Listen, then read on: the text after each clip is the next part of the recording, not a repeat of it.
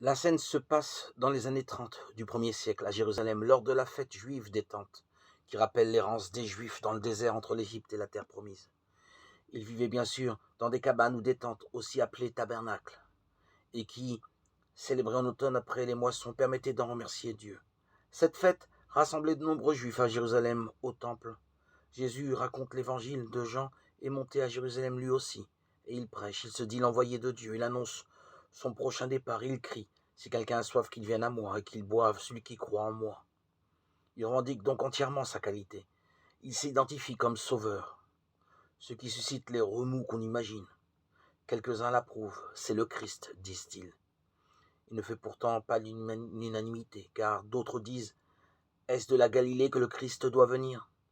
L'Écriture n'a-t-elle pas dit que c'est de la descendance de David et de Bethléem, le village où était David, que doit venir le Christ? Un texte qui confirme donc que les Juifs attendaient un sauveur venu de Bethléem. Mais à l'inverse, Jean ne cite aucune riposte de Jésus ou de ses proches, précisant que justement, c'est à Bethléem qu'il est né. Et l'évangéliste lui-même ne paraît pas le savoir, puisqu'il n'en fait aucune mention. Il constate simplement une scission se produisit donc dans la foule à cause de lui. Pourtant, les bergers d'abord, la vieille prophétesse Anne ensuite, ont parlé selon Luc de la naissance de Jésus à tout le monde. Et personne ne semble en avoir conservé le moindre souvenir.